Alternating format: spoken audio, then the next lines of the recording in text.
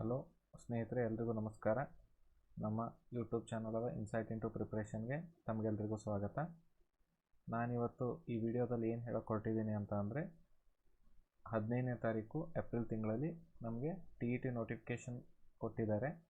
So ಯಾರೇ eligible ಇದ್ದೀರಾ, ಏನೇನು ಕ್ರೈಟೇರಿಯಾ ಇದೆ, ಯಾವ ಥರ ಅಪ್ಲೈ ಮಾಡಬೇಕು, ಇದೆಲ್ಲ ಡೌಟ್ಸ್ಗೆ ಈ ಒಂದು ವಿಡಿಯೋದಲ್ಲಿ ನಿಮಗೆ ಸೊಲ್ಯೂಷನ್ ಕೊಡೋಕ್ಕೆ ಟ್ರೈ ಮಾಡ್ತೀನಿ. ನಿಮಗೇನಾದರೂ ಬೇರೆ ಡೌಟ್ಸ್ ಇದ್ದರೆ ನೀವು ಕಮೆಂಟ್ ಸೆಕ್ಷನ್ನಲ್ಲಿ ಹಾಕಿ, ಸೊ ಅದರಿಂದ ನಾವು ನಿಮಗೆ ಆನ್ಸರ್ ಮಾಡೋಕ್ಕೆ ಟ್ರೈ ಮಾಡ್ತೀನಿ. ಸೊ ನಾವು ಫಸ್ಟ್ ಇವತ್ತು ನೋಟಿಫಿಕೇಷನ್ ಏನಿದೆ ಅದನ್ನು ಸರಿಯಾಗಿ ನೋಡ್ಕೊಳ್ಳೋಣ. ಓದಿರೋದೇನಿದೆಯಲ್ಲ ಹೆಂಗೆ ಅಪ್ಲೈ ಮಾಡಬೇಕು ಅನ್ನೋದನ್ನು ನೆಕ್ಸ್ಟ್ ವೀಡಿಯೋಗಳನ್ನು ಮಾಡ್ತಾ ಹೋಗ್ತೀನಿ. ಈ ವಿಡಿಯೋಗೆ ನಿಮ್ಮ ರೆಸ್ಪಾನ್ಸ್ ಹೆಂಗಿದೆ ಅಂತ ನೋಡಿ ನನಗೆ ಮುಂದಿನ ವೀಡಿಯೋ ಮಾಡ್ತೀನಿ. ಸೊ ನಿಮ್ಗೆ ಈ ವಿಡಿಯೋ ಲೈಕ್ ಆಗಿದ್ದರೆ ಪ್ಲೀಸ್ ಲೈಕ್ ಮಾಡಿ, ಶೇರ್ ಮಾಡಿ. ಇದೇ ರೀತಿ ಮುಂದೆ ವೀಡಿಯೋಸ್ ಮಾಡೋಕ್ಕೆ ನೀವು ಒಂದು ಐಡಿಯಾಸ್ ಕೊಡಿ. ನಿಮ್ಗೇನಾದರೂ ಡೌಟ್ಸ್ ಇದ್ದರೆ ಹೇಳಿ, ಅದ್ರ ಮೇಲೆ ಒಂದು ವೀಡಿಯೋಸ್ನ ಮಾಡೋಣ ಅಂತೆ. ಸೊ ಇದ್ರ ಜೊತೆಗೆ ನಾವು TET mathematics and science classes ನಡೆಸಬೇಕು ಅನ್ನೋದು ನನ್ನ ಪ್ಲ್ಯಾನ್ ಇದೆ. ಸೊ ಇದ್ರ ಬಗ್ಗೆ ನಿಮ್ಮ ಅನಿಸಿಕೆ ಏನು ಅಂತ ಕಮೆಂಟ್ ಮಾಡಿ. ಈಗ ತಡ ಮಾಡದೆ ವೀಡಿಯೋನ ಸ್ಟಾರ್ಟ್ ಮಾಡೋಣ. ಫಸ್ಟ್ಗೆ ಏನು ಅಂತ ಅಂದರೆ, ನಾವು ಈ ಒಂದು TET ಅಪ್ಲಿಕೇಶನ್ನ ನೋಟಿಫಿಕೇಷನ್ನ ಯಾವ ಥರ ನೋಡೋದು ಅನ್ನೋದನ್ನು ನೋಡೋಣ. ಫಸ್ಟ್ ಗೂಗಲಲ್ಲಿ ನೀವು ಸ್ಕೂಲ್ ಎಜುಕೇಷನ್ ಅಂತ ಟೈಪ್ ಮಾಡಿ ಸರ್ಚ್ ಕೊಟ್ಟಾಗ ಫಸ್ಟ್ ವೆಬ್ಸೈಟ್ ಬರೋದೇ ಸ್ಕೂಲ್ ಎಜುಕೇಷನ್ ಕರ್ನಾಟಕ ಸರ್ಕಾರ ಅಂತ ಬರುತ್ತೆ. ಸೊ ನೀವು ಇದನ್ನು ಕ್ಲಿಕ್ ಮಾಡಿ. ಇದಾದಮೇಲೆ ಇದು ನಮ್ಮ ಸ್ಕೂಲ್ ಎಜುಕೇಷನ್ ವೆಬ್ಸೈಟು. ಸೊ ನಮ್ಮ ಎಜುಕೇಷನ್ ಡಿಪಾರ್ಟ್ಮೆಂಟಿಗೆ ಇರುವಂಥ ಎಲ್ಲ ಮಾಹಿತಿಗಳು ಈ ಒಂದು ವೆಬ್ಸೈಟಲ್ಲಿ ನಮಗೆ ಸುಲಭವಾಗಿ ಸಿಗುತ್ತೆ. ಸೊ ನಾವು ಈಗ TET ನೋಟಿಫಿಕೇಷನ್ನ ಎಲ್ಲಿ ಹುಡ್ಕೋದು ಅಂತ ಅಂದರೆ, ಇಲ್ಲಿ CSL ಅಂತ ಇದೆಯಲ್ಲ, ಇದ್ರ ಮೇಲೆ ಕ್ಲಿಕ್ ಮಾಡಬೇಕು. ನೀವು ಮಾಡಿದ ಮೇಲೆ ಇಲ್ಲಿ ಕೆಳಗಡೆ ಫಸ್ಟ್ಗೆ ನ್ಯೂ ಅಂತ ಬ್ಲಿಂಕ್ ಆಗ್ತಾ ಇದೆ. ಇದೇನಿದೆಯಲ್ಲ, ಇದು ನಮಗೆ ಈಗ ಹೊಸದಾಗಿ ಬಿಟ್ಟಿರೋ TET ಅಪ್ಲಿಕೇಶನ್ನ ನೋಟಿಫಿಕೇಷನ್ನು ಆ್ಯಂಡ್ ಯಾವ ಥರ ಅಪ್ಲಿಕೇಶನ್ನ ಫಿಲ್ ಮಾಡಬೇಕು ಅನ್ನೋದೊಂದು PDF ಕೊಟ್ಟಿದ್ದಾರೆ. ಅದರ ಜೊತೆಗೆ ಅಪ್ಲಿಕೇಶನ್ನ ಅಪ್ಲೈ ಮಾಡೋಕ್ಕೆ ನಿಮಗೆ ಒಂದು ಲಿಂಕ್ ಕೊಟ್ಟಿದ್ದಾರೆ. ನಾವು ಈಗ ಯಾವ ರೀತಿ ನೋಡಬೇಕು ಅಂತ, ನೋಟಿಫಿಕೇಷನಲ್ಲಿ ನೀವು ಕ್ಲಿಕ್ ಮಾಡಿದ್ರಿ ಅಂದರೆ ಈ ಥರ ನೋಟಿಫಿಕೇಷನ್ ಬರುತ್ತೆ. ಸೊ ನೀವು ಅಪ್ಲೈ ಮಾಡೋಕ್ಕಿಂತ ಮೊದಲು, ಯಾವುದೇ ವಿಡಿಯೋನ ನೋಡಿ ಡೈರೆಕ್ಟಾಗಿ ಅಪ್ಲೈ ಮಾಡೋಕ್ಕಿಂತ ಬದಲು ನೀವು ಫಸ್ಟ್ಗೆ ಡೌನ್ಲೋಡ್ ಮಾಡಿಕೊಂಡು ಆರಾಮಾಗಿ ಕೂತ್ಕೊಂಡು ಓದಿ. ನಿಮಗೆ ಅಪ್ಲೈ ಆಗುವಂಥ ಯಾವುದಾದ್ರೂ ರೂಲ್ಸ್ ರೆಗ್ಯುಲೇಷನ್ಸ್ ಇದ್ದರೆ ನೀವು ಅದನ್ನು ಸರಿಯಾಗಿ ನೋಡಿಕೊಂಡು ಅದರ ಪ್ರಕಾರ ನೀವು ಅಪ್ಲೈ ಮಾಡಿದರೆ ನಿಮಗೆ ತುಂಬ ಸುಲಭ ಆಗುತ್ತೆ. ಮುಂದೆ ಏನೂ ಪ್ರಾಬ್ಲಮ್ಸ್ಗಳು ಬರೋದಿಲ್ಲ. ಸೊ ನೀವು ನನ್ನ ಪ್ರಕಾರ ನೀವು ಅಪ್ಲೈ ಮಾಡೋಕ್ಕಿಂತ ಮೊದಲು ನೋಟಿಫಿಕೇಷನ್ನ ಪೂರ್ತಿಯಾಗಿ ಓದಿ. ಈಗ ನಾವು ಇದನ್ನು ಬ್ರೀಫಾಗಿ ಎಕ್ಸ್ಪ್ಲೇನ್ ಮಾಡೋಕ್ಕೆ ಟ್ರೈ ಮಾಡ್ತೀನಿ. So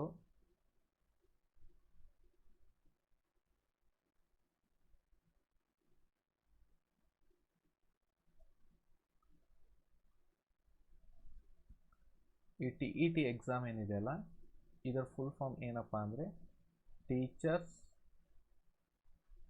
eligibility test.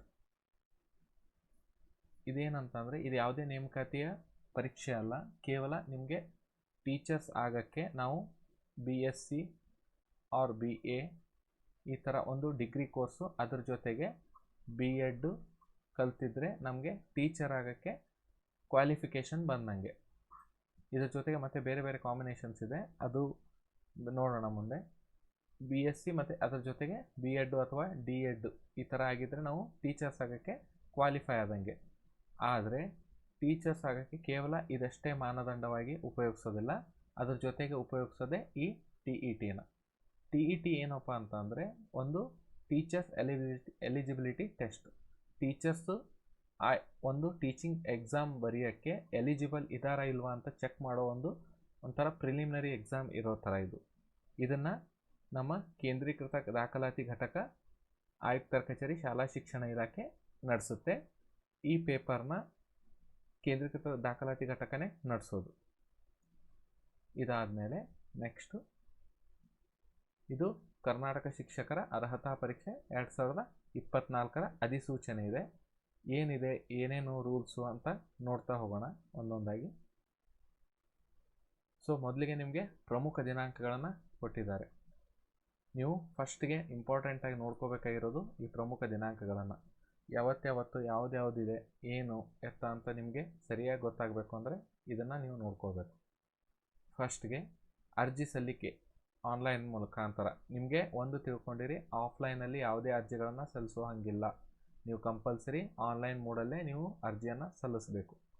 2024 ಈ TET ಎಕ್ಸಾಮ್ಗೆ ನೀವು ಆನ್ಲೈನ್ ಮುಖಾಂತರ ಅಷ್ಟೇ ಅರ್ಜಿಯನ್ನು ಸಲ್ಲಿಸೋಕ್ಕೆ ಸಾಧ್ಯ ಆಗೋದು. ಸೊ 15 ಏಪ್ರಿಲ್ 2024ರಿಂದ 15 ಮೇ 2024ರವರೆಗೆ ನಿಮಗೆ ಸಮಯವನ್ನು ಕೊಟ್ಟಿದ್ದಾರೆ ಅವರು ಅಪ್ಲಿಕೇಶನ್ನ ಫಿಲ್ ಮಾಡೋಕ್ಕೆ. ಪರೀಕ್ಷೆಯ ದಿನಾಂಕ ಯಾವಾಗಿರುತ್ತೆ ಅಂತ ಅಂದರೆ, ಇದು ಅಪ್ಲಿಕೇಶನ್ ಹಾಕಿದ ನಂತರ ಪತ್ರಿಕೆ 1 ದಿನಾಂಕ 30ನೇ ತಾರೀಕು 6 2024 ಭಾನುವಾರದಂದು 9:30ಯಿಂದ 12 ಗಂಟೆವರೆಗೂ ಎಕ್ಸಾಮ್ ನಡೆಸ್ತಾರೆ. ಇದು PM ಆಗಬೇಕು. ಸೊ ಪತ್ರಿಕೆ 2 ದಿನಾಂಕ 30/6/2024ನೇ ತಾರೀಕು 2ರಿಂದ 4:30ವರೆಗೂ ಪತ್ರಿಕೆ 2ನ್ನು ನಡೆಸ್ತಾರೆ. ಇಲ್ಲಿ ನಿಮಗೆ ಕನ್ಫ್ಯೂಸ್ ಆಗ್ಬೋದು, ಇದೇನು ಪತ್ರಿಕೆ 1 ಪತ್ರಿಕೆ 2 ಅಂತ. ತುಂಬ ಜನಕ್ಕೆ ಅದ್ರ ಬಗ್ಗೆ ಐಡಿಯಾ ಇರಲ್ಲ. ಪೇಪರ್ 1 ಏನಿದೆ ಅಲ್ಲ, ಇದು 1ನೇ ತರಗತಿಯಿಂದ 5ನೇ ತರಗತಿ ಶಿಕ್ಷಕರಿಗಾಗಿ.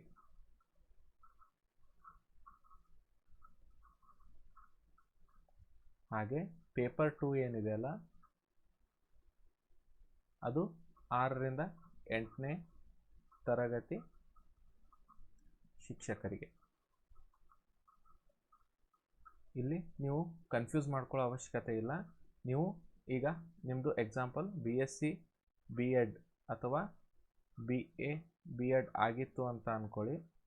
ನೀವು ಈಗ ಇವೆರಡು ಎಕ್ಸಾಮ್ಗೂ ಬರೀಬಹುದು. ನೀವು 2 ಎಕ್ಸಾಮ್ನ ಬರೀರಿ ಅನ್ನೋದು ನನ್ನ ಸಜೆಷನ್ ಇರುತ್ತೆ.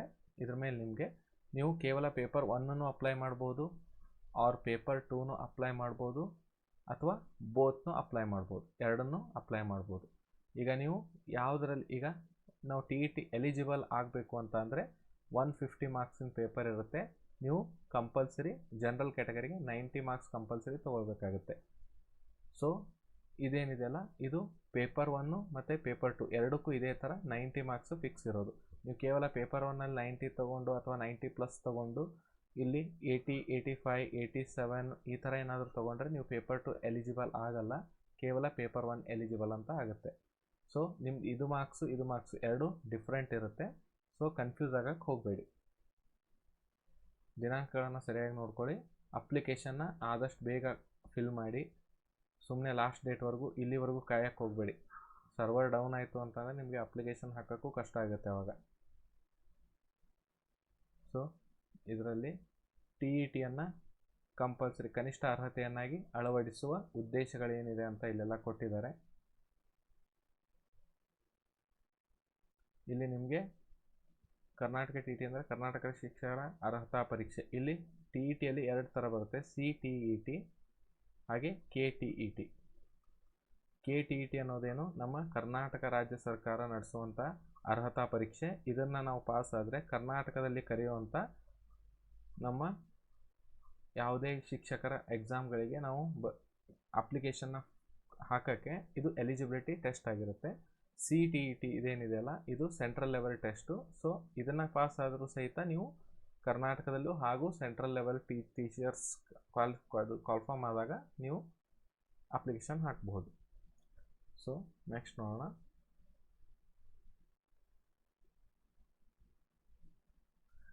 ಇಲ್ಲಿ ಅಭ್ಯರ್ಥಿಗಳಿಗೆ ಸೂಚನೆಗಳನ್ನು ಕೊಟ್ಟಿದ್ದಾರೆ.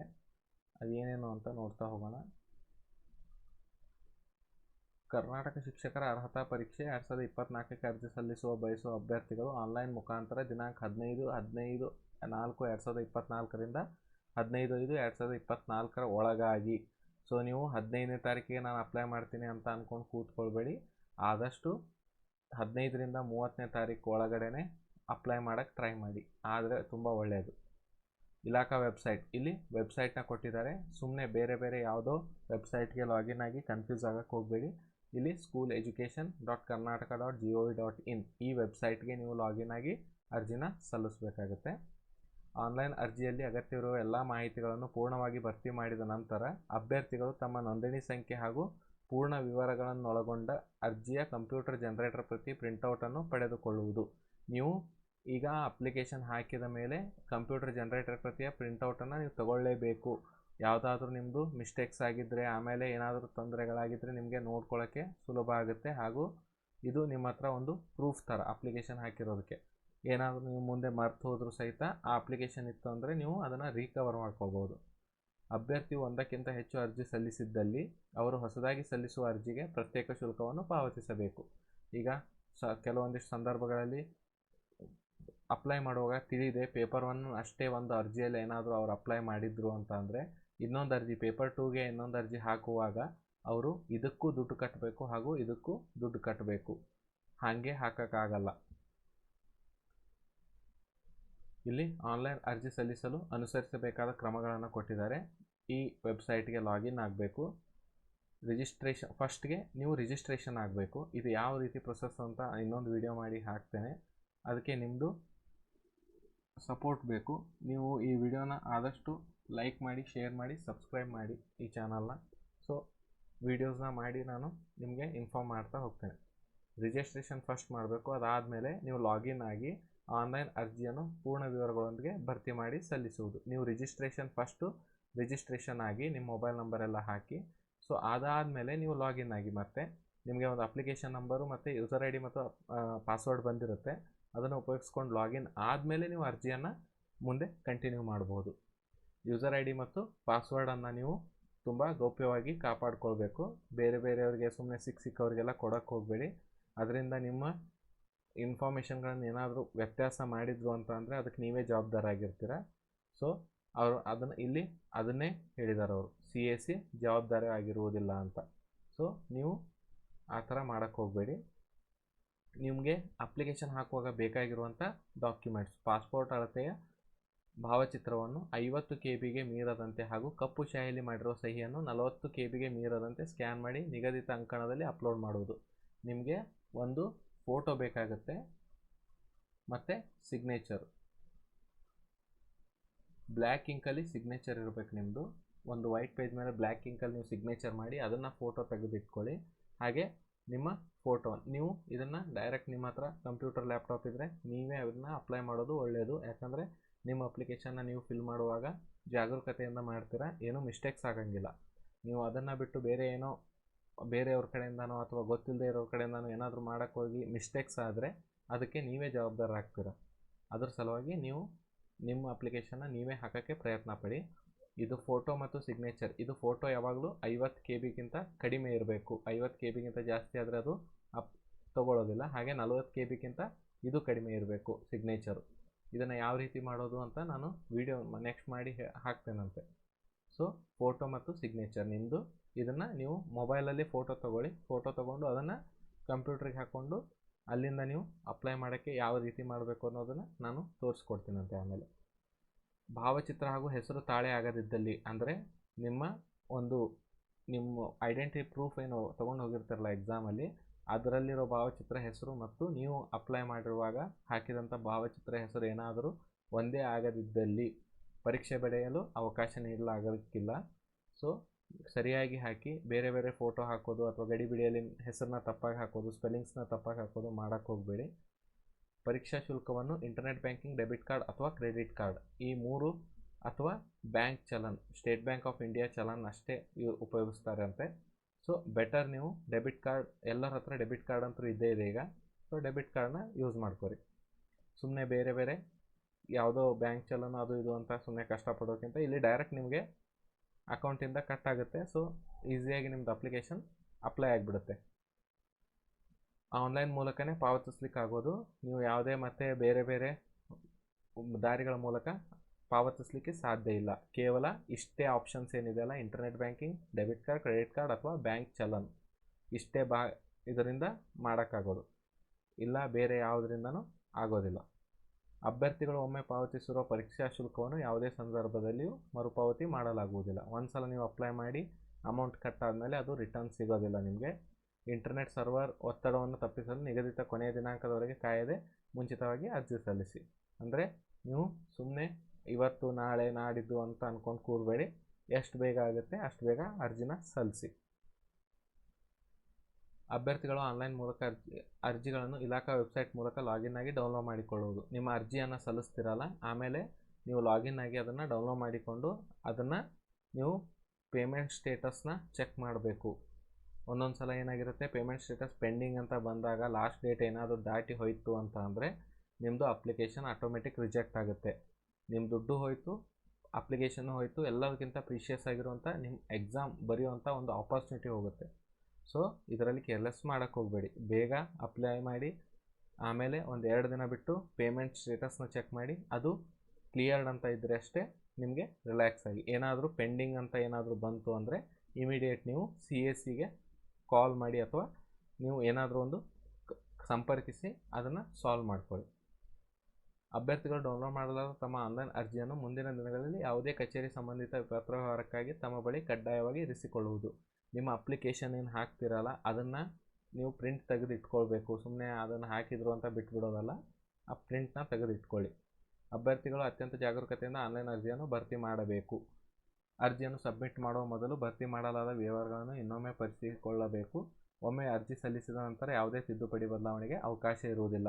ನೀವು ಒಂದು ಸಲ ಸಬ್ಮಿಟ್ ಬಟನ್ನ ಕ್ಲಿಕ್ ಮಾಡಿಬಿಟ್ರೆ ನಿಮಗೆ ಯಾವುದೇ ತರಹದ ಬದಲಾವಣೆಗಳು ಅದರಲ್ಲಿ ಸಾಧ್ಯ ಇಲ್ಲ. ನೀವು ದುಡ್ಡು ಕಟ್ಟಿರ್ತೀರ, ಎಲ್ಲ ವೇಸ್ಟಾಗಿ ಹೋಗುತ್ತೆ. ಅದರ ಸಲುವಾಗಿ ನೀವು ಅರ್ಜಿ ಸಲ್ಲಿಸುವಾಗಲೇ ಸರಿಯಾಗಿ ನೋಡಿ ಸಲ್ಲಿಸಿ. ಅರ್ಜಿಯನ್ನು ಸಲ್ಲಿಸಿದ ಅಭ್ಯರ್ಥಿಯು ಮಾಹಿತಿಯಲ್ಲಿ ಯಾವುದೇ ವ್ಯತ್ಯಾಸವಿದ್ದಲ್ಲಿ ಅದರಿಂದ ಉಂಟಾಗುವ ಪರಿಣಾಮಗಳಿಗೆ ಅಭ್ಯರ್ಥಿಗಳೇ ಜವಾಬ್ದಾರಾಗಿರುತ್ತಾರೆ. ನಿಮ್ಗೆ ಅದೇ ಹೇಳಿದ್ನಲ್ಲ, ಹೆಸರನ್ನ ಸರಿಯಾಗಿ ಹಾಕಿ, ಅಥವಾ ನಿಮ್ಮ ಫೋಟೋ ಸಿಗ್ನೇಚರಲ್ಲಿ ಏನಾದರೂ ಬೇರೆ ಯಾರ್ದಾದ್ರೂ ಸಿಗ್ನೇಚರ್ ಹಾಕಿಬಿಡಬೇಡಿ. ಫೋಟೋ ಸರಿಯಾಗಿ ನೋಡಿ ಹಾಕಿ. ನೀವು ಅಪ್ಲಿಕೇಶನ್ ಸಬ್ಮಿಟ್ ಮಾಡೋಕ್ಕಿಂತ ಮೊದಲು 1-2 ಸಲ ನೋಡಿದ್ರೂ ಪರವಾಗಿಲ್ಲ, ಸರಿಯಾಗಿ ನೋಡಿ ಆಮೇಲೆ ಸಬ್ಮಿಟ್ ಕೊಡಿ. ಅಭ್ಯರ್ಥಿಗಳು ಒಮ್ಮೆ ಮಾಹಿತಿ ತುಂಬಿ ಅಂತಿಮವಾಗಿ ಅರ್ಜಿ ಸಲ್ಲಿಸಿದ ಮೇಲೆ ಯಾವುದೇ ತಿದ್ದುಪಡಿಗೆ ಹೊಸ ವಿವರಗಳನ್ನು ಅರ್ಜಿಯಲ್ಲಿ ಸೇರಿಸಲು ಅಥವಾ ತೆಗೆಯಲು ಅವಕಾಶವಿರುವುದಿಲ್ಲ. ಇದನ್ನೇ ಹೇಳ್ತಾ ಇದ್ದಾರೆ. ಒಂದು ಸಲ ನೀವು ತಪ್ಪು ಮಾಡಿದ್ರೆ ಅದನ್ನು ಸರಿ ಮಾಡೋಕ್ಕೆ ಸಾಧ್ಯ ಇಲ್ಲ. ಇಲ್ಲಿ ನೀವು ನಿಮ್ಮ ಸ್ವಂತ ಮೊಬೈಲ್ ಸಂಖ್ಯೆಯನ್ನು ಬಳಸಬೇಕು ಹಾಗೂ ಇಮೇಲ್ ಐಡಿಯನ್ನು ಬಳಸಬೇಕು. ಯಾರ್ಯಾರ್ದು, ನಮ್ಮದು ತಂದೆದು, ತಾಯಿದು ಅಥವಾ ಈ ಥರ ಯಾರ್ದೋ ಮೊಬೈಲ್ ಸಂಖ್ಯೆಗಳನ್ನು ಅಥವಾ ಇಮೇಲ್ ವಿಳಾಸಗಳನ್ನು ಬಳಸೋಕ್ಕೆ ಹೋಗ್ಬೇಡಿ. ಯಾಕಂದರೆ ನಮಗೆ ಅವರು ಸಂಪರ್ಕಿಸೋಕ್ಕೆ ಡೈರೆಕ್ಟಾಗಿ ಉಪಯೋಗಿಸೋದೇ ಮೊಬೈಲ್ ನಂಬರ್ಸ್ನ. ಸೊ ಸರಿಯಾಗಿ ನಿಮ್ಮ ಮೊಬೈಲ್ ನಂಬರ್ನೇ ಹಾಕಿ.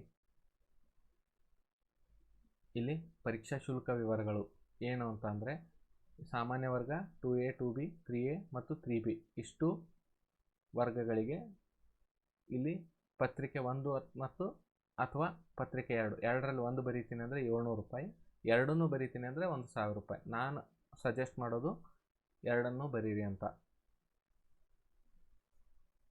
ನೆಕ್ಸ್ಟು ಪರಿಶಿಷ್ಟ ಜಾತಿ ಪರಿಶಿಷ್ಟ ವರ್ಗ ಪ್ರವರ್ಗ 1 ಮಾತ್ರ. ಇಲ್ಲಿ ಏನಿದೆ ಅಲ್ಲ, ಇಲ್ಲಿ 350 ರೂಪಾಯಿ ಒಂದು ಪೇಪರ್ಗೆ, 500 ರೂಪಾಯಿ 2 ಪೇಪರ್ಗೂ ಸೇರಿಸಿ ಇದೆ. ವಿಶೇಷ ಚೇತನ ಅಥವಾ ದಿವ್ಯಾಂಗ ಅಭ್ಯರ್ಥಿಗಳಿಗೆ ಪರೀಕ್ಷಾ ಶುಲ್ಕದಿಂದ ವಿನಾಯಿತಿ ಇರುತ್ತದೆ. ಇಲ್ಲಿ ನೀವು ಒಂದು ತಿಳ್ಕೋಬೇಕು, ಕೇವಲ ನೀವು ಹೇಳಿದರೆ ಅಷ್ಟೇ ಅಲ್ಲ, ನಿಮ್ಮ ಹತ್ರ ಸರ್ಟಿಫಿಕೇಟ್ ಇದ್ದರೆ ಅಷ್ಟೇ ಇದನ್ನು ಅಪ್ಲೈ ಮಾಡಿ. ನಿಮ್ಮ ಹತ್ರ ಏನಾದರೂ ಸರ್ಟಿಫಿಕೇಟ್ ಇರಲಿಲ್ಲ ಅಂತಂದರೆ ಇದನ್ನು ಅಪ್ಲೈ ಮಾಡೋಕ್ಕೆ ಹೋಗಬೇಡಿ. ದುಡ್ಡು ಕಟ್ಟಿ ಎಕ್ಸಾಮ್ ಬರೆಯೋದು ಒಳ್ಳೆಯದು. ಸೊ ನಿಮಗೆ ಬ್ಯಾಂಕ್ ಟ್ರಾನ್ಸಾಕ್ಷನ್ ಚಾರ್ಜಸ್ ಕೊಟ್ಟಿದ್ದಾರೆ. ಇದೆಲ್ಲ ಏನು ಅಷ್ಟು ಇಂಪಾರ್ಟೆಂಟ್ ಅಲ್ಲ. ನಿಮಗೆ ಮೇಲೆ ಎಷ್ಟು ಎಕ್ಸ್ಟ್ರಾ ಚಾರ್ಜಸ್ ಕಟ್ಟಾಗುತ್ತೆ ಅಂತ ನಿಮಗೊಂದು ರಫ್ ಐಡಿಯಾ ಕೊಟ್ಟಿದ್ದಾರೆ. ಪ್ರವೇಶ ಪತ್ರವನ್ನು ಕರ್ನಾಟಕ TET 2024ರ ಪರೀಕ್ಷಾ ಪ್ರವೇಶ ಪತ್ರವನ್ನು 20/6/2024ರಿಂದ 29/6/2024ರವರೆಗೆ ಇಲಾಖಾ ವೆಬ್ಸೈಟಲ್ಲಿ ಲಾಗಿನ್ ಆಗಿ ಪಡೆದುಕೊಳ್ಳಬೇಕು.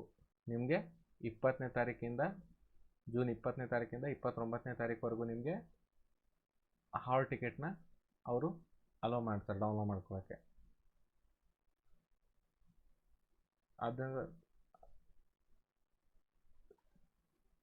ಇಲ್ಲಿ ಭಾವಚಿತ್ರ ಅಥವಾ ಸಹಿಗೆ ಸಂಬಂಧಪಟ್ಟ ಏನಾದರೂ ವ್ಯತ್ಯಾಸವಿದ್ದಲ್ಲಿ ಸರಿಪಡಿಸಿಕೊಳ್ಳಲು ಅವಕಾಶವಿರುವುದಿಲ್ಲ ಅಂತ ಹೇಳಿದ್ದಾರೆ. ಸೊ ಅದರ ಸಲುವಾಗಿ ನೀವು ಯಾವುದೇ ಮಿಸ್ಟೇಕ್ಸ್ನ ಮಾಡದೆ ಸರಿಯಾಗಿ ಅಪ್ಲಿಕೇಶನ್ ಹಾಕಿ ಲಾಗಿನ್ ಮತ್ತು ಪಾಸ್ವರ್ಡನ್ನು ಅತ್ಯಂತ ಗೌಪ್ಯವಾಗಿ ಕಾಪಾಡಿಕೊಳ್ಳಿ ಅಂತ ಹೇಳಿದ್ದಾರೆ. ಇಲ್ಲಿ ನಿಮಗೆ ವೇಳಾಪಟ್ಟಿ ಯಾವ ಥರ ಇರುತ್ತೆ ಅಂತ ಕೊಟ್ಟಿದ್ದಾರೆ. ಇಲ್ಲಿ ಏನಂದರೆ 30ನೇ ತಾರೀಕು ಭಾನುವಾರ ಜೂನ್ನಲ್ಲಿ ಪತ್ರಿಕೆ 1 ಬೆಳಗ್ಗೆ ನಡೆಯುತ್ತೆ. ಇದು ಯಾವುದಕ್ಕೆ ಅಂತ, ಪತ್ರಿಕೆ 1 ಯಾವುದಕ್ಕೆ ಅಂದರೆ 1ರಿಂದ 5ನೇ ತರಗತಿಗೆ.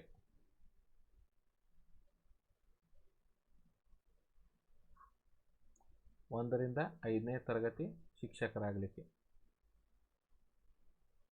ಇಲ್ಲಿ ನಿಮಗೆ 9:30 12 ಗಂಟೆವರೆಗೂ ಫಸ್ಟ್ ಪೇಪರ್ 1 ಇರುತ್ತೆ. ನಿಮಗೆ 2 ಗಂಟೆ 30 ನಿಮಿಷ, ಟೋಟಲ್ 150 ಮಾರ್ಕ್ಸ್ಗೆ ಇದು 2 ಗಂಟೆ 30 ನಿಮಿಷ ನಿಮಗೆ ಸಮಯ ಸಿಗುತ್ತೆ. ಪತ್ರಿಕೆ 2 6ರಿಂದ 8ನೇ ತರಗತಿ ವಿದ್ಯಾರ್ಥಿಗಳಿಗೆ ಶಿಕ್ಷಕರಾಗಲು GPT ಅಂತ ಬರುತ್ತೆ.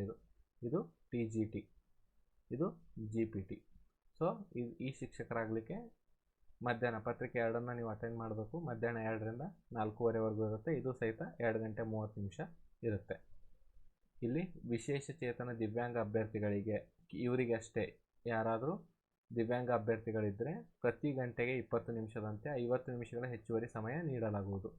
ಪ್ರತಿ ಗಂಟೆಗೆ 20 ನಿಮಿಷದಂಗೆ ಅಂದರೆ 1 ಗಂಟೆಗೆ 20 ನಿಮಿಷ, ಇನ್ನೂ 1 ಗಂಟೆಗೆ 20 ನಿಮಿಷ, ಮತ್ತು 30 ನಿಮಿಷಕ್ಕೆ 10 ನಿಮಿಷ, ಹೀಗೆ 50 ನಿಮಿಷಗಳ ಹೆಚ್ಚುವರಿ ಸಮಯವನ್ನು, ಅಂದರೆ ಪ್ರತಿ ಪೇಪರ್ಗೆ ಪೇಪರ್ 1ಅಲ್ಲೂ 50 ನಿಮಿಷ ಜಾಸ್ತಿ ಕೊಡ್ತಾರೆ, ಪೇಪರ್ 2ಅಲ್ಲೂ 50 ನಿಮಿಷ ನಿಮಗೆ ಜಾಸ್ತಿ ಕೊಡ್ತಾರೆ.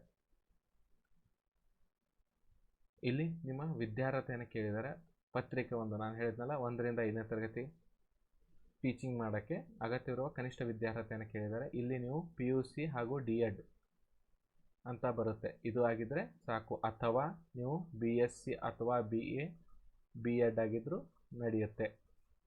ಇಷ್ಟಿದ್ರೂ ತೊಂದರೆ ಇಲ್ಲ, ಅದನ್ನು ಒಳ್ಳೆಯದೇ, ಮಾಡ್ಬೋದು, ಅವರು ಅಪ್ಲೈ ಮಾಡ್ಬೋದು. ಇಲ್ಲಿ ನಿಮಗೆ ಮಿನಿಮಮ್ ಎಲ್ಲ ಕಡೆ ಮಿನಿಮಮ್ 50% ಜಾಸ್ತಿ ರಿಸಲ್ಟ್ ಇರಬೇಕು ನಿಮ್ಮ PUCಯಲ್ಲಿ ಅಂತ ಹೇಳಿದ್ದಾರೆ. ಇಲ್ಲಿ 6ರಿಂದ 8ನೇ ತರಗತಿ ಶಿಕ್ಷಕರಾಗಲಿಕ್ಕೆ ನಿಮಗೆ ಕನಿಷ್ಠ ವಿದ್ಯಾರ್ಹತೆ ಏನಿರಬೇಕು ಅಂತ ಹೇಳಿದ್ದಾರೆ ಅವರು. ಪದವಿಯಲ್ಲಿ ಕನಿಷ್ಠ 50% ನಿಮ್ಮದು ಪದವಿ ಟೋಟಲ್ ಓವರಾಲ್ ಆಗಿ 50%ಗಿಂತ ಜಾಸ್ತಿ ಇರಬೇಕು. ಕಡಿಮೆ ಇದ್ದರೆ ನೀವು ಇದನ್ನು ಅಪ್ಲೈ ಮಾಡೋಕ್ಕೆ ಸಾಧ್ಯ ಇಲ್ಲ. ನೀವು B.Ed ಪ್ರವೇಶ ಪಡೆದು ಅಭ್ಯಾಸ ಮಾಡುತ್ತಿರುವ ಅಭ್ಯರ್ಥಿಗಳು ಇವರೆಲ್ಲ ಅಪ್ಲೈ ಮಾಡ್ಬೋದು. ಯಾರು ಪಾಸ್ಔಟ್ ಆಗಿದ್ದೀರಾ ಅಥವಾ ಇನ್ನೂ ಕಲಿತಿದ್ದೀರಾ ಅವರು ಸಹಿತ ಅಪ್ಲೈ ಮಾಡ್ಬೋದು, ಏನು ತೊಂದರೆ ಇಲ್ಲ. ಇಲ್ಲಿ ಸೂಚನೆಗಳಿದ್ದಾವೆ. ಪರಿಶಿಷ್ಟ ಜಾತಿ, ಪರಿಶಿಷ್ಟ ವರ್ಗ, ಪ್ರವರ್ಗ 1 ವಿಶೇಷ ಚೇತನ ದಿವ್ಯಾಂಗ ಅಭ್ಯರ್ಥಿಗಳಿಗೆ ಅರ್ಹ ವಿದ್ಯಾರ್ಹತೆಯಲ್ಲಿ ನಿಗದಿಪಡಿಸಿರುವ ಅರ್ಹತಾ ಅಂಕಗಳಲ್ಲಿ 5% ವಿನಾಯಿತಿ ನೀಡಲಾಗಿದೆ. ಅಂದರೆ ಇಲ್ಲಿ ಏನಂತ ಅರ್ಥ ಅಂದರೆ ಎಲ್ಲರೂ 150ಕ್ಕೆ 90ಕ್ಕಿಂತ ಜಾಸ್ತಿ, 90 ಅಥವಾ 90ಕ್ಕಿಂತ ಜಾಸ್ತಿ ಮಾರ್ಕ್ಸ್ನ ತೊಗೊಂಡ್ರೆ ಅಷ್ಟೇ TET ಎಲಿಜಿಬಲ್ ಆಗ್ತಾರೆ. ಇಲ್ಲಿ ಮೆನ್ಷನ್ ಮಾಡಿರೋಂಥ ಜನಕ್ಕೆ 150ಕ್ಕೆ 85 ಮಾರ್ಕ್ಸ್ ಏನಾದರೂ ಅಥವಾ ಪ್ಲಸ್ ಇದಕ್ಕಿಂತ ಜಾಸ್ತಿ ತೊಗೊಂಡ್ರೆ ಇವರು ಎಲಿಜಿಬಲ್ ಅಂತ ಕನ್ಸಿಡರ್ ಆಗುತ್ತೆ. ಇದನ್ನೇ ಈ ಪಾಯಿಂಟಲ್ಲಿ ಹೇಳಿರೋದು. NCTE ಇಂದ ಮಾನ್ಯತೆ ಪಡೆದಂಥ ಡಿಪ್ಲೊಮಾ ಪದವಿ ಕೋರ್ಸ್ಗಳು ಮಾತ್ರ KRTET ಪರೀಕ್ಷೆ ಬರೆಯಲು ವಿದ್ಯಾರ್ಹತೆಯನ್ನು ಪರಿಗಣಿಸಲಾಗಿದೆ. ರಿಹ್ಯಾಬಿಲಿಟೇಷನ್ ಕೌನ್ಸಿಲ್ ಆಫ್ ಇಂಡಿಯಾ RCIದಿಂದ ಮಾನ್ಯತೆ ಪಡೆದಂಥ ಡಿಪ್ಲೊಮಾ ಇನ್ ಎಜುಕೇಷನ್ ವಿಶೇಷ ಶಿಕ್ಷಣ ಹಾಗೂ B.Ed ವಿಶೇಷ ಶಿಕ್ಷಣ ಪದವಿಯನ್ನು ಸಹ ಪರಿಗಣಿಸಲಾಗಿದೆ. ಮೇಲ್ಕಾಣಿಸಿದ ಕನಿಷ್ಠ ವಿದ್ಯಾರ್ಹತೆಗಳು ಭಾಷೆ, ಗಣಿತ, ವಿಜ್ಞಾನ ಹಾಗೂ ಸಮಾಜ ವಿಜ್ಞಾನ ವಿಷಯಗಳ ಅಭ್ಯರ್ಥಿಗಳಿಗೆ ಶಿಕ್ಷಕರಿಗೆ ಮಾತ್ರ ಅನ್ವಯಿಸುತ್ತದೆ. ಅಂದರೆ ಭಾಷೆ ಅಂತಂದರೆ ಕನ್ನಡ, ಇಂಗ್ಲೀಷ್, ಹಿಂದಿ, ಗಣಿತ, ವಿಜ್ಞಾನ, ಸಮಾಜ ವಿಜ್ಞಾನ ಅಭ್ಯರ್ಥಿಗಳಿಗೆ ಮಾತ್ರ ಅನ್ವಯಿಸ್ತದೆ. ಬೇರೆ ಯಾವುದೇ ಸಬ್ಜೆಕ್ಟ್ ಟೀಚರ್ಸ್ಗಳಿಗೆ ಇದು ಅನ್ವಯಿಸೋದಿಲ್ಲ. ಈಗ ಮೇಲೆ ಹೇಳಿದಂಥ ಯಾವುದಾದ್ರೂ ವಿದ್ಯಾರ್ಹತೆಗಳನ್ನು ಹೊಂದಿರೋದಂಥ ಅಭ್ಯರ್ಥಿಗಳಿಗೆ ಈ TET ಪರೀಕ್ಷೆ ಬರೆಯಲಿಕ್ಕೆ ಸಾಧ್ಯ ಇಲ್ಲ. ಅದನ್ನು ಸರಿಯಾಗಿ ನೋಡ್ಕೊಳ್ಳಿ, ಅದಕ್ಕೆ ಹೇಳ್ತಾ ಇರೋದು. ಸುಮ್ಮನೆ ಬಂತು ಅಂತ ಅಪ್ಲೈ ಮಾಡೋಕ್ಕಿಂತ ನೀವು ಒಂದು ಸಲ ನೋಟಿಫಿಕೇಷನ್ನ ಆರಾಮಾಗಿ ಕೂತ್ಕೊಂಡು ಓದಿ, ಅದರಲ್ಲೇ ನಿಮಗೆ ಪೂರ್ತಿಯಾದಂಥ ನಿಮ್ಮ ಪ್ರಶ್ನೆಗಳಿಗೆ ಉತ್ತರಗಳಿರ್ತಾವೆ. ಸೊ ಹಂಗೇ ಸುಮ್ಮನೆ ಬ್ಲೈಂಡಾಗಿ ಅಪ್ಲೈ ಮಾಡೋಕ್ಕೆ ಹೋಗಬೇಡಿ. ಶಿಕ್ಷಕರ ಅರ್ಹತಾ ಪರೀಕ್ಷೆ 2 ಪತ್ರಿಕೆಗಳನ್ನು ಒಳಗೊಂಡಿದೆ. ಕರ್ನಾಟಕ ಶಿಕ್ಷಕರ ಪರೀಕ್ಷಾ ಅರ್ಹತಾ ಪರೀಕ್ಷೆ 2 ಪತ್ರಿಕೆಗಳನ್ನು ಒಳಗೊಂಡಿದೆ. ನಿಮಗೆ ಮೊದಲೇ ಹೇಳಿದಂಗೆ ಪತ್ರಿಕೆ 1 1ರಿಂದ 5ನೇ ತರಗತಿ ಶಿಕ್ಷಕರಿಗಾಗಿ, ಪತ್ರಿಕೆ 2 6ರಿಂದ 8ನೇ ತರಗತಿಯ ಶಿಕ್ಷಕರಿಗಾಗಿ.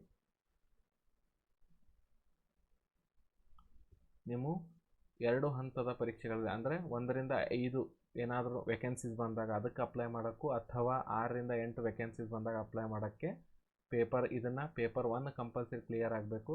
ಇದು ಪೇಪರ್ 2 ಕಂಪಲ್ಸರಿ ಕ್ಲಿಯರ್ ಆಗಬೇಕು. ನೀವೇನಾದರೂ ಪೇಪರ್ 1ನಲ್ಲಿ ಕ್ಲಿಯರ್ ಆಗಿ ಪೇಪರ್ 2ಅಲ್ಲಿ ಕ್ಲಿಯರ್ ಆಗಿಲ್ಲ ಅಂದರೆ ನೀವು 1ರಿಂದ 5ಕ್ಕೆ ಅಪ್ಲೈ ಮಾಡ್ಬೋದು, ಆದರೆ 6ರಿಂದ 8ಕ್ಕೆ ಅಪ್ಲೈ ಮಾಡೋಕ್ಕೆ ಸಾಧ್ಯ ಇಲ್ಲ ಅಂತ ಇಲ್ಲಿ ಹೇಳಿದ್ದಾರೆ. ಇಲ್ಲಿ ಮೇಯ್ನಾಗಿ 150 ಅಂಕಗಳ 150 ಬಹು ಆಯ್ಕೆ ಪ್ರಶ್ನೆಗಳಿರ್ತಾವೆ. ಸೊ ಇಲ್ಲಿ ಪ್ರತಿ ಪ್ರಶ್ನೆಗೆ 4 ಆಯ್ಕೆಗಳಿರ್ತಾವೆ. ಅಂದರೆ option A, B, C, D ಈ ಥರ 4 ಆಪ್ಷನ್ಸ್ ಇರ್ತಾವೆ. ಇದರಲ್ಲಿ ಒಂದು ಮಾತ್ರ ಸರಿಯಾಗಿರ್ತದೆ. ಋಣಾತ್ಮಕ ಮೌಲ್ಯಮಾಪನ ಇರುವುದಿಲ್ಲ. ಇಲ್ಲೇನು ಹೇಳಿದಾರೆ ಅಂದರೆ ಋಣಾತ್ಮಕ ಮೌಲ್ಯಮಾಪನ ಇರಂಗಿಲ್ಲ. ನೀವು ಏನಾದರೂ ಈಗ ಎಕ್ಸಾಂಪಲ್ ಒಂದು ಕ್ವಶನ್ಗೆ ರಾಂಗ್ ಆನ್ಸರ್ ಹಾಕಿದ್ರಿ ಅಂದರೆ ಇಲ್ಲಿ ನಿಮಗೆ ಯಾವುದೇ ಅಂಕಗಳು ಕಟ್ ಆಗಂಗಿಲ್ಲ. ಆದರೆ ಸರಿ ಉತ್ತರ ಹಾಕಿದರೆ 1 ಮಾರ್ಕ್ಸ್ ಬರುತ್ತೆ, ತಪ್ಪು ಹಾಕಿದರೆ ಯಾವುದು ಅಂಕ ಕಟ್ ಆಗಂಗಿಲ್ಲ. ಇನ್ನು ಕೆಲವೊಂದಿಷ್ಟು ಪೇಪರ್ಗಳಲ್ಲಿ ಏನಿರುತ್ತೆ 1/4 ಅಥವಾ 1/3 ಅಥವಾ 1/2 ಈ ಥರ ನೆಗೆಟಿವ್ ಮಾರ್ಕಿಂಗ್ ಇರುತ್ತೆ, ನಿಮಗೆ ಗೊತ್ತಿರುತ್ತಿದ್ದು. ಸೊ ಇದರಲ್ಲಿ TET ಪರೀಕ್ಷೆಯಲ್ಲಿ ಯಾವುದೇ ನೆಗೆಟಿವ್ ಮಾರ್ಕಿಂಗ್ಗಳನ್ನು ಅವರು ಇಟ್ಟಿಲ್ಲ. ಈಗ ಮುಂದೆ ಬಂದರೂ ಬರ್ಬೋದು. ಸೊ ಅದಕ್ಕೆ ಚೆನ್ನಾಗಿ ಓದಿ ಈ ಸಲನೇ ಆದಷ್ಟು ಬೇಗ ಕ್ಲಿಯರ್ ಮಾಡ್ಕೊಂಬಿಡಿ. ಇಲ್ಲಿ ಪತ್ರಿಕೆ 1ರಲ್ಲಿ ಯಾವ್ಯಾವ ವಿಷಯಗಳಿರ್ತಾವೆ ಅಂತ ಹೇಳಿದ್ರೆ, 1ರಿಂದ 5ನೇ ತರಗತಿ ಬೋಧಿಸಲ್ಪಡುವ ಶಿಕ್ಷಕರಿಗಾಗಿ ಅವಧಿ 2 ಗಂಟೆ 30 ನಿಮಿಷ. ಭಾಷೆ 1 ಕಡ್ಡಾಯ. ನೀವು ಇಲ್ಲಿ ಅಪ್ಲಿಕೇಶನ್ ಹಾಕುವಾಗ ಭಾಷೆ 1 ಯಾವುದು, ಭಾಷೆ 2 ಯಾವುದು, ನಿಮಗೆ ಯಾವುದರಲ್ಲಿ ಜಾಸ್ತಿ ಪ್ರಾವೀಣ್ಯತೆ ಇದೆಯೋ ಅದನ್ನು ಭಾಷೆ 1 ಅಂತ ಕೊಡಿ. ಇಲ್ಲಿ ಸ್ವಲ್ಪ ಈ ಪೇಪರು ಕಂಪೇರಿಟಿವ್ ಟು ಭಾಷೆ 2 ಇದು ಸ್ವಲ್ಪ ಟಫ್ ಇರುತ್ತೆ, ಇದು ಸ್ವಲ್ಪ ಈಸಿ ಇರುತ್ತೆ. ಸೊ ಎಕ್ಸಾಂಪಲ್ ನಾನು TET ಎಕ್ಸಾಮ್ ಬರೀಬೇಕಾದ್ರೆ ನಾನು ಇದಕ್ಕೆ ಕನ್ನಡ ಅಂತ ಕೊಟ್ಟಿದ್ದೆ, ಆಮೇಲೆ ಇದಕ್ಕೆ ಇಂಗ್ಲೀಷ್ ಅಂತ ಕೊಟ್ಟಿದ್ದೆ. ಸೊ ಭಾಷೆ 1 ಮತ್ತು ಭಾಷೆ 2 ಇವೆರಡು ಪೇಪರ್ ಕಂಪಲ್ಸರಿ ಇದ್ದೇ ಇರುತ್ತೆ. ನೀವು ಯಾವುದಾದ್ರೂ ಕೊಡ್ಬೋದು, ಇಲ್ಲಿ ಇಂಗ್ಲೀಷ್ ಕೊಟ್ಟು ಇಲ್ಲಿ ಕನ್ನಡನೂ ಕೊಡ್ಬೋದು, ಅದು ನಿಮ್ಮ ಆಯ್ಕೆ. ಅಲ್ಲಿ ನಿಮಗೆ ಅಪ್ಲೈ ಮಾಡುವಾಗ ಕೇಳ್ತಾರೆ ಅವರು ಯಾವ ಭಾಷೆ 1 ಯಾವುದು, ನಿಮ್ಮದು ಭಾಷೆ 2 ಯಾವುದು ಅಂತ ಕೇಳ್ತಾರೆ. ಸೊ ನೀವು ಅದೇ ರೀತಿ ಅಲ್ಲಿ ಪೇಪರಲ್ಲಿ ಹೋದಾಗ ಅದೇ ರೀತಿ ನೋಡಿ ಆನ್ಸರ್ನ ಹಾಕೋರಂತೆ. ಸೊ ಅದನ್ನ ನೆಕ್ಸ್ಟ್ ಮುಂದೆ ಬಂದಾಗ ಹೇಳ್ತೀನಿ. ಇದು ಶಿಶು ವಿಕಸನ ಹಾಗೂ ಬೋಧನಾ ಕ್ರಮ, ಇದು ಸೈಕಾಲಜಿ ಇದು ಕಂಪಲ್ಸರಿ ಇರುತ್ತೆ. ಸೊ ಇದಂತರೂ ಕಂಪಲ್ಸರಿ, ನೀವು ಇದನ್ನು ಸೆಲೆಕ್ಟ್ ಮಾಡ್ಕೊಳ್ಳೋಕೆ ಆಪ್ಷನ್ಸ್ ಇರಲ್ಲ. ಸೊ ಇದರಲ್ಲೂ 30 ಪ್ರಶ್ನೆಗಳಿರುತ್ತೆ, ಭಾಷೆ 2ರಲ್ಲಿ ಮತ್ತು ಭಾಷೆ 1ರಲ್ಲಿ ಎಲ್ಲದರಲ್ಲೂ 30 ಪ್ರಶ್ನೆಗಳಿರುತ್ತೆ. ಸೊ ನೆಕ್ಸ್ಟು ಗಣಿತ ಹಾಗೂ ಪರಿಸರ ಅಧ್ಯಯನ, ಇಲ್ಲಿ ನಿಮಗೆ ಯಾವುದೇ ಆಯ್ಕೆಗಳು ಮಾಡೋಕ್ಕೆ ಅವಕಾಶ ಇರೋದಿಲ್ಲ. ಸೊ ಗಣಿತ ಇದು ಕಂಪಲ್ಸರಿ ಇರುತ್ತೆ, ಇಲ್ಲಿ ಪರಿಸರ ಅಧ್ಯಯನ ಕಂಪಲ್ಸರಿ ಇರುತ್ತೆ. ಇಲ್ಲಿ ಸಮಾಜ ಅಧ್ಯಯನ ಗಣಿತ ಮತ್ತು ಪರಿಸರ ಅಧ್ಯಯನ ವಿಷಯಗಳ ಬದಲಾಗಿ ಅಂಧ ವಿದ್ಯಾರ್ಥಿಗಳಿಗೆ ಮಾತ್ರ. ಇಲ್ಲೇನಾದರೂ ಅಂಧ ವಿದ್ಯಾರ್ಥಿಗಳಿದ್ದರೆ ಅವರಿಗೆ ಗಣಿತ ಮತ್ತು ಪರಿಸರ ಅಧ್ಯಯನ ತೆಗೆದು ಸಮಾಜದ ಅಧ್ಯಯನ ಅಂತ ಅವರಿಗೆ ಒಂದು ಪೇಪರ್ ಬರುತ್ತೆ, ಅದು 60 ಪ್ರಶ್ನೆಗಳಿರುತ್ತೆ, 60 ಅಂಕ. ಈ ಥರ 150 ಪ್ರಶ್ನೆಗಳಿಗೆ 150 ಅಂಕ ಇರುತ್ತೆ. ಇಲ್ಲಿ ನಿಮಗೆ ಅದೇನು ಭಾಷೆ 1 ಭಾಷೆ 2 ಏನು, ಶಿಶು ವಿಕಸನ ಹಾಗೂ ಬೋಧನಾ ಕ್ರಮ ಏನು ಅನ್ನೋದನ್ನು ಸ್ವರೂಪ ಹಾಗೂ ವ್ಯಾಪ್ತಿಯನ್ನು ಕೊಟ್ಟಿದ್ದಾರೆ. ಪ್ರಶ್ನೆಗಳು ಯಾವ ರೀತಿ ಬರ್ತವೆ, ಹಾಗೆ ಅದರ ಎಲ್ಲಿಂದ ಪ್ರಶ್ನೆಗಳು ಬರಬಹುದು, ಯಾವ ಮಟ್ಟದ ಪ್ರಶ್ನೆಗಳಿರ್ತವೆ ಅನ್ನೋದನ್ನು ನಿಮಗೆ ಕೊಟ್ಟಿದ್ದಾರೆ. ಸರಿಯಾಗಿ ಇದನ್ನು ನೋಡಿಕೊಂಡ್ರೆ ನಿಮಗೆ ಈಸಿಯಾಗಿ ಗೊತ್ತಾಗುತ್ತೆ. ನೆಕ್ಸ್ಟ್ ಬರೋದು ಪತ್ರಿಕೆ 2 6ರಿಂದ 8ನೇ ತರಗತಿ ಬೋಧಿಸಲ್ಪಡುವ ಶಿಕ್ಷಕರಿಗಾಗಿ. ಇಲ್ಲಿ ಭಾಷೆ 1 ಭಾಷೆ 2 ಸೇಮು, ಶಿಶು ವಿಕಸನ ಹಾಗೂ ಬೋಧನಾ ಕ್ರಮ ಸೇಮ್ ಇರುತ್ತೆ. ಇಲ್ಲಿ ನಿಮಗೆ ಆಪ್ಷನ್ಸ್ ಬರೋದು ಗಣಿತ ವಿಜ್ಞಾನ, ಸಮಾಜ ವಿಜ್ಞಾನ. ಇಲ್ಲಿ BSc ಆಗಿದ್ದರೆ ಗಣಿತ ವಿಜ್ಞಾನ, BA ಆಗಿದ್ದರೆ ಸಮಾಜ ವಿಜ್ಞಾನ. ಈ ಥರ ನಿಮಗೆ ಇಲ್ಲಿ ಆಪ್ಷನ್ಸ್ನ ಸೆಲೆಕ್ಟ್ ಮಾಡ್ಕೊಳ್ಬೇಕು. ಇದು ಗಣಿತ ಮತ್ತು ವಿಜ್ಞಾನ ಸೇರಿ 60 ಮಾರ್ಕ್ಸು, ಸಮಾಜ ಮತ್ತು ಸಮಾಜ ವಿಜ್ಞಾನ ಸೇರಿ 60 ಮಾರ್ಕ್ಸ್. ಈ ಥರ ಇರುತ್ತೆ. ಇದು ಸಹಿತ 150 ಪ್ರಶ್ನೆಗಳಿಗೆ 150 ಅಂಕ. ಇಲ್ಲಿ ಪ್ರಶ್ನೆ ಪತ್ರಿಕೆ ಮಾಧ್ಯಮ, ಭಾಷಾ ವಿಷಯಗಳ ಹೊರತಾಗಿ ಉಳಿದ ಎಲ್ಲ ವಿಷಯ ಪ್ರಶ್ನೆ ಪತ್ರಿಕೆ ಕನ್ನಡ, ಇಂಗ್ಲೀಷ್, ಉರ್ದು, ತಮಿಳು, ತೆಲುಗು, ಹಿಂದಿ, ಮರಾಠಿ ಮಾಧ್ಯಮಗಳಲ್ಲಿ ಮುದ್ರಿಸಲಾಗಿರುತ್ತದೆ. ಆದರೆ ಅಭ್ಯರ್ಥಿಯು ಅರ್ಜಿ ಸಲ್ಲಿಸುವಾಗ ಆಯ್ಕೆ ಮಾಡಿಕೊಂಡ ಮಾಧ್ಯಮದಲ್ಲಿ ಉತ್ತರಿಸಬೇಕು. ನೀವು ಅರ್ಜಿ ಸಲ್ಲಿಸುವಾಗ ಯಾವ ಮಾಧ್ಯಮದಲ್ಲಿ ಬರೀತೀರಿ ಅಂತ ಹಾಕ್ಕೊಂಡಿರ್ತೀರಿ, ಅದನ್ನೇ ನೀವು ಉಪಯೋಗಿಸ್ಕೊಳ್ಬೇಕು. ಇಲ್ಲಿ ನಿಮಗೆ ಅರ್ಹತಾ ಅಂಕಗಳನ್ನು ಹೇಳಿದ್ದಾರೆ. 60% ಅಂದರೆ 150ಕ್ಕೆ 90% ತಗೊಳ್ಳೇಬೇಕು ಅಂತ.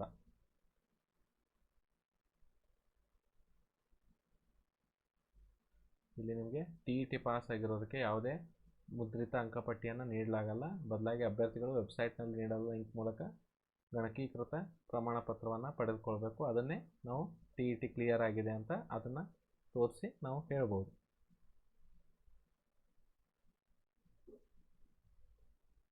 ಇಲ್ಲಿ ನೀವು ರಿಸಲ್ಟ್ ಬಂದ 4 ವಾರಗಳ ನಂತರ ನಿಮಗೆ ನಿಮ್ಮ TET ಸರ್ಟಿಫಿಕೇಟ್ಗಳು ಸಿಗುತ್ತೆ.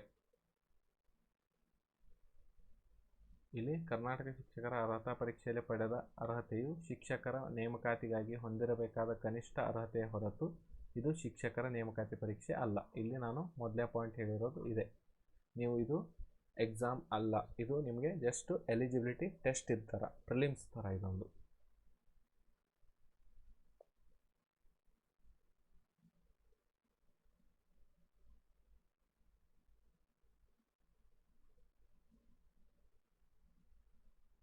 ಇಲ್ಲಿ ಏನು ಹೇಳಿದ್ದಾರೆ ಅಂತಂದರೆ ಯಾವುದಾದ್ರೂ ಪ್ರಶ್ನೆಗಳು ತಪ್ಪಾಗಿದ್ದರೆ ಆ ಪ್ರಶ್ನೆಗಳನ್ನು ಡಿಲೀಟ್ ಮಾಡಲಾಗುತ್ತದೆ ಹೊರತು, ಈಗ ಉದಾಹರಣೆ 150 ಪ್ರಶ್ನೆಗಳಲ್ಲಿ ಒಂದು ಪ್ರಶ್ನೆ ಏನಾದರೂ ತಪ್ಪಾಯಿತು ಅಂದರೆ ನಿಮಗೆ 89 ಬಿದ್ದಿದೆ ಅಂದ್ಕೊಳ್ಳಿ, 1 ಮಾರ್ಕ್ಸ್ ನಿಮಗೆ ಗ್ರೇಸ್ ಕೊಡೋದಿಲ್ಲ.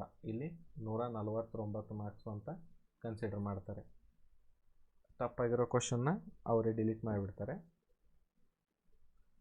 ಇಲ್ಲಿ ಮೊದಲು ಕೀ ಉತ್ತರಗಳನ್ನು ಪ್ರಕಟಿಸ್ತಾರೆ, ಆಮೇಲೆ ಆಕ್ಷೇಪಣೆಗಳನ್ನು ಕರೀತಾರೆ.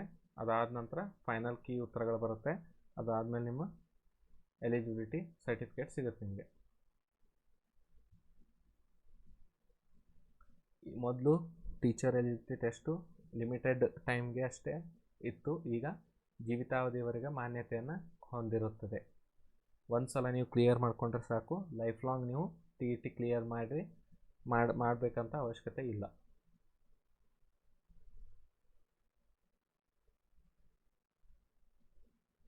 ಇಲ್ಲಿ ನೀವು ಒಂದು ಸಲ TET ಕ್ಲಿಯರ್ ಆಗಿ ಕಡಿಮೆ ಮಾರ್ಕ್ಸ್ ಬಂದಿದೆ ಅಂತ ಅಂದರೆ ನೀವು ಇನ್ನೊಂದು ಸಲ ಅಪ್ಲೈ ಮಾಡಿ ಇನ್ನೊಂದು ಸಲ TETನ ಕ್ಲಿಯರ್ ಮಾಡ್ಕೊಳ್ಳೋಕ್ಕೆ ಅವಕಾಶ ಇರುತ್ತೆ.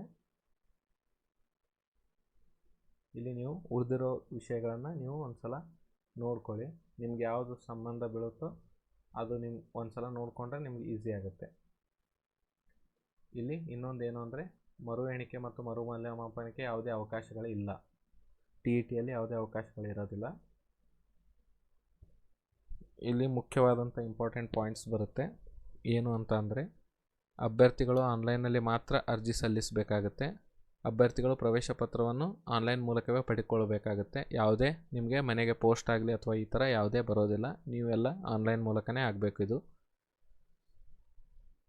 ಅಭ್ಯರ್ಥಿಯು ಶಿಕ್ಷಕರ ಅರ್ಹತಾ ಪರೀಕ್ಷೆಯಲ್ಲಿ ಹಾಜರಾದ ಮಾತ್ರಕ್ಕೆ ಅರ್ಹತೆಯನ್ನು ಪಡೆಯುವುದಿಲ್ಲ.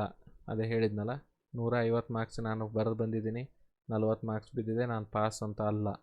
ನೀವು ಮಿನಿಮಮ್ 150ಕ್ಕೆ 90 ಮಾರ್ಕ್ಸ್ ಮೇಲೆ ತೊಗೊಳ್ಬೇಕು. ಅದಕ್ಕಿಂತ ಕಡಿಮೆ ಆದರೆ ನೀವು ಕ್ಲಿಯರ್ ಆಗಲ್ಲ. ಇದು ಜನರಲ್ ಮೆರಿಟ್ನವರಿಗೆ.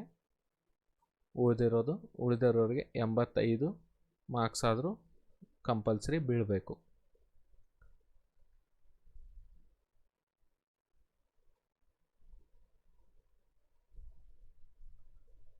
ಇಲ್ಲಿ ಅರ್ಜಿ ಸಲ್ಲಿಸುವ ಸಂದರ್ಭದಲ್ಲಿ ಅಭ್ಯರ್ಥಿಯು ಆನ್ಲೈನ್ ಅರ್ಜಿಯಲ್ಲಿ ನಮೂದಿಸಿರುವ ಮೀಸಲಾತಿ, ಜನ್ಮ ದಿನಾಂಕ, ವಿದ್ಯಾರ್ಹತೆ ಹಾಗೂ ವಯೋಮಿತಿ ಸಡಿಲಿಕೆ ಇತ್ಯಾದಿಗಳಿಗೆ ಸಲ್ಲಿಸಿರುವ ಸಂಬಂಧಿಸಿದ ವಿವರಗಳನ್ನು ಮಾತ್ರ ಗಣನೆಗೆ ತೆಗೆದುಕೊಳ್ಳಲಾಗ್ತದೆ.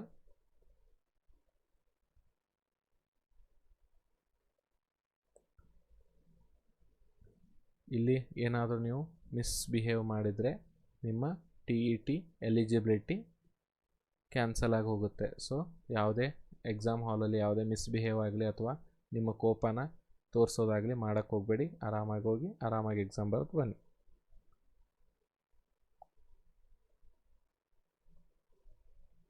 ಇಲ್ಲಿ ನೀವು ಪೇಪರಲ್ಲಿ ಯಾವ ರೀತಿ ಶೇಡ್ ಮಾಡಬೇಕು ಅನ್ನೋದನ್ನೆಲ್ಲ ಕೊಟ್ಟಿದ್ದಾರೆ. ನೀವು ಒಂದು ಸಲ ಅದನ್ನು ಆರಾಮಾಗಿ ನೋಡ್ಕೊಂಬಿಡಿ ಸಾಕು. ಆರಾಮಾಗಿ ನಿಮಗೆ ಈಸಿಯಾಗಿ ಗೊತ್ತಾಗ್ಬಿಡುತ್ತೆ ಪೂರ್ತಿ.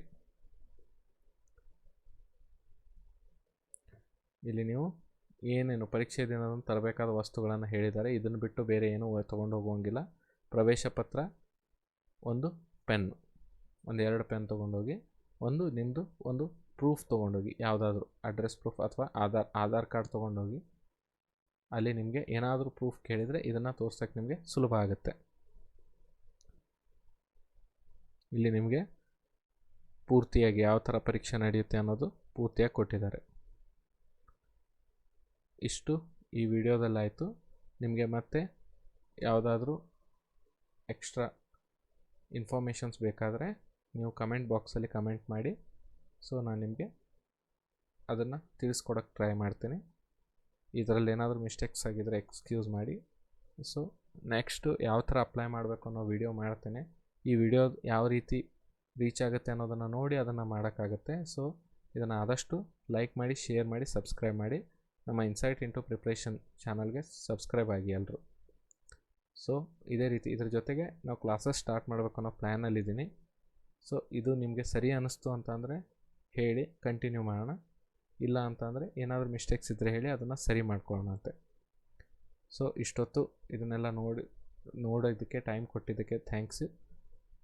ಮತ್ತೆ ಸಿಗೋಣ ನೆಕ್ಸ್ಟ್ ವಿಡಿಯೋದಲ್ಲಿ. ಅಲ್ಲಿವರೆಗೂ take care, bye bye, thank you.